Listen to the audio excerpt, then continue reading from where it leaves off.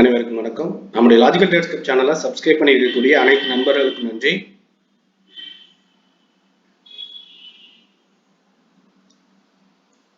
அனைவருக்கும் வணக்கம்.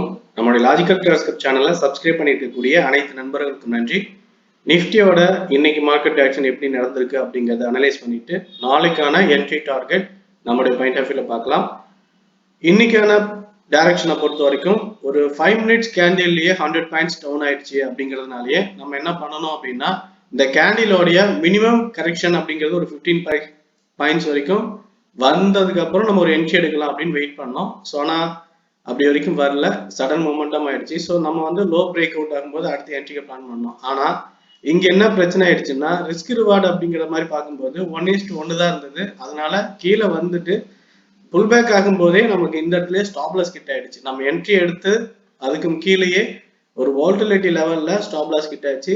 ஸோ அதுக்கப்புறம் பாத்தீங்கன்னா நம்ம கால் டைரக்ஷன் எடுக்க ஆரம்பிச்சோம். கால் டைரக்ஷன்ல 25,930 அப்படிங்கிற லெவல்ல நம்ம வந்து என்ட்ரியை பிளான் பண்ணோம். ஸோ இந்த லெவல்ல என்ட்ரி எடுத்து 25,950 வரைக்கும் தான் நம்ம டார்கெட் பிளான் பண்ணோம். ஸோ டார்கெட் இந்த லெவல் முடிஞ்சிருச்சு. அதுல வந்து நமக்கு மறுபடியும் ஒரு புல் பேக் முடிஞ்சு அடுத்த என்ட்ரி. ஸோ 2 டார்கெட்டும் முடிஞ்சு. ஆனா புட் ஆப்ஷன்ல மார்க்கெட் டைரக்ஷன் மேல இருந்து கீழே இறங்குது அப்படிங்கிறப்ப நம்ம இங்க எடுத்த இந்த என்ட்ரியை நம்ம வந்து இங்க எடுக்கல. ஏன்னா நம்ம இந்த இடத்துல வந்து ஒரு என்ட்ரி எடுக்கணும் அப்படின்னு வெயிட் பண்ணணும்.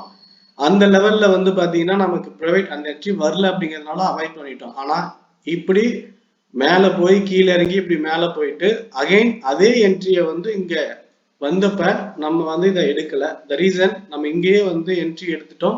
அதுவும் இல்லாம ஒரு பர்டிகுலர் டயத்துக்கு மேல வந்து நம்ம என்ட்ரியை ஹோல்ட் பண்றது இன்னைக்கு பொறுத்த வரைக்கும் சரியா வராது அப்படிங்கிறது நம்மளுடைய பாயிண்ட் ஆஃப் வியூ. அதனால ஸோ இந்த லெவல் ஆஃப் என்ட்ரியை வந்து நம்ம அவாய்ட் பண்ணிட்டோம். ஆனாலும் புட்டுக்கான லெவல்ஸ் வந்து கீழே போறதுக்கு பாசிபிலிட்டிஸ் இருக்கு அப்படிங்கிறத நம்ம மொமெண்டம் வீக் ஆகும் போது நம்ம இன்டிமேட் பண்ண ஆரம்பிச்சிட்டோம். 25,950 பிரேக் அவுட்ல நம்ம சொல்லிட்டோம் அங்கிருந்து கீழே டவுன்ல போக வாய்ப்பு இருக்கு அப்படின்னு.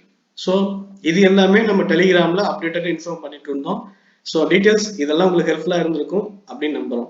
ஓகே ஃப்ரெண்ட்ஸ், இன்னைக்கு டைரக்ஷன்லாம் நம்ம என்ட்ரி எடுத்தது மார்க்கெட் டைரக்ஷன்லாம் பார்த்துட்டோம். நாளைக்கான என்ட்ரி டார்கெட் லெவல்ஸையும் சப்போர்ட் லெவலையும் பார்க்கறதுக்கு முன்னாடி ஒரு கிளான்ஸ் அவுட்லைன் அப்படிங்கிற மாதிரி நம்ம ஒன்று பார்த்துருவோம். ஸோ அந்த லெவலை நம்ம தெரிஞ்சுக்கிட்டோம்னா மார்க்கெட்டோடைய அடுத்த டைரக்ஷன் எப்படி இருக்க சான்ஸ் இருக்கு அப்படின்னா ஹையர் டைம் ஃப்ரேம் உடைய மொமெண்டம் அண்ட் டைரக்ஷன் அப்படிங்கிறது நம்ம பார்க்கலாம்.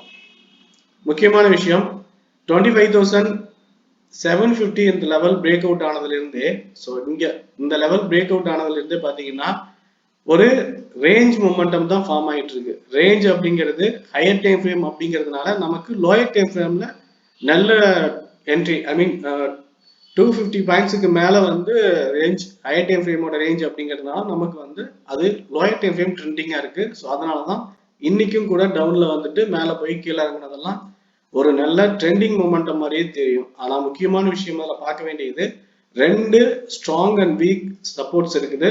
அதுல 25,750 and 800. ஸோ இந்த லெவல் வந்து ஒரு ஜோன் லெவல். ஸோ இந்த ஜோன் லெவல்ல ஸ்ட்ராங் சப்போர்ட்டும் அதே நேரத்துல 26,000 to 50. ஸோ இந்த லெவல் ஒரு strong resistance zone. So support ஜோனுக்கும் ரெசிஸ்டன்ஸ் ஜோனுக்கும் உள்ள மார்க்கெட் டைரக்ஷன் வந்து ஒரு ரேஞ்ச் ஹையர் டைம் ஃப்ரேம் அதுதான் இப்போ நம்ம பார்க்குறோம். ஒருவேளை மார்க்கெட் நமக்கு நாளைக்கு கேப் டவுன் ஓப்பன் ஆகி இந்த லெவல் அதாவது 25,850க்கும் கீழே ஒருவேளை ஓப்பன் ஆனால் சப்போர்ட் லெவல் அப்படிங்கிறது 25,730 and 780 800. ஸோ இந்த 2 லெவல்ல சப்போர்ட் எடுத்து மறுபடியும் மேலே போகும்போது நம்ம காலுக்கான லெவலை பிளான் பண்ணலாம்.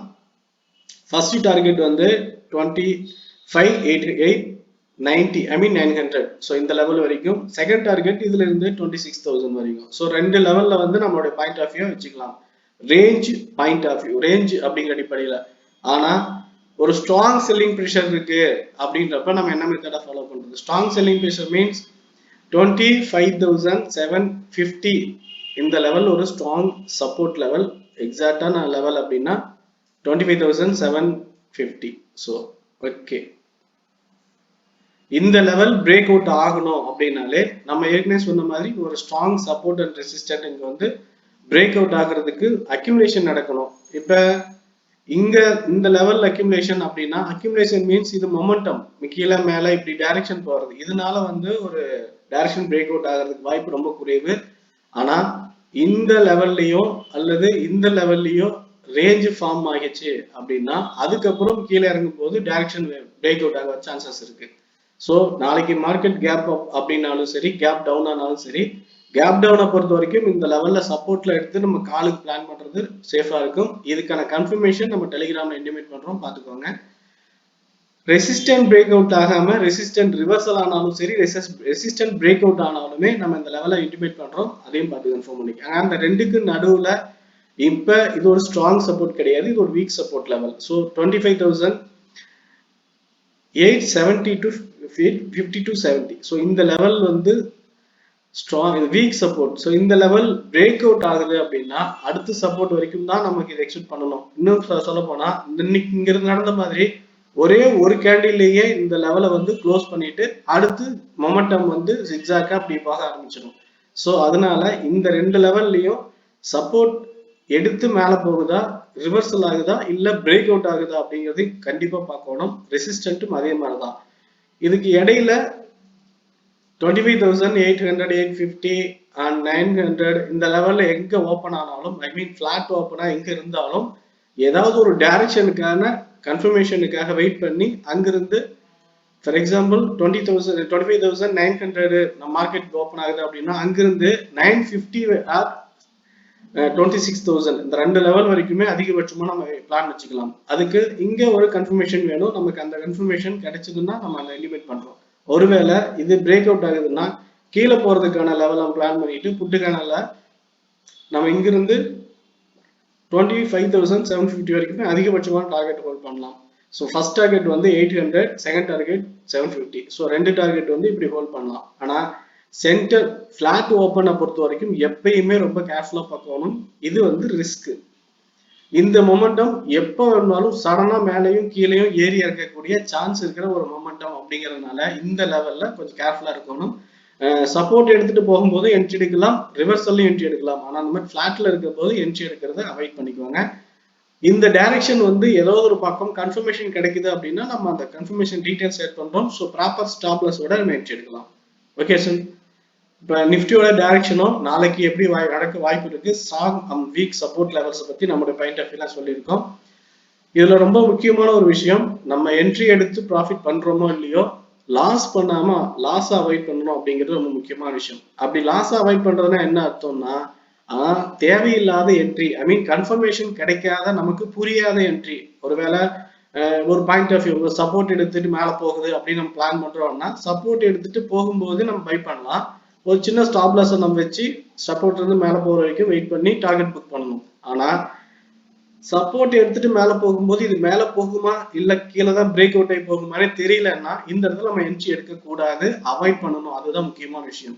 தெரிஞ்சா நம்ம எடுக்கணும், இல்லைன்னா அவாய்ட் பண்ணிட்டு எப்ப நமக்கான நம்மளுடைய பாயிண்ட் ஆஃப் வியூக்கான கன்ஃபர்மேஷன் கிடைக்குதோ அப்பதான் என்ட்ரி எடுக்கணும். இதுக்கு இடையில நம்ம என்ட்ரி எடுத்தோம்னா டைரக்ஷன் வால்டிலிட்டி அப்படிங்கிறதுனால மேலே கீழே ஏறி இறங்கி ரெண்டு பக்கமும் குழப்பத்தை ஏற்படுத்தி கேபிட்டல் ஈஸியா நமக்கு லாஸ் ஆயிடும்.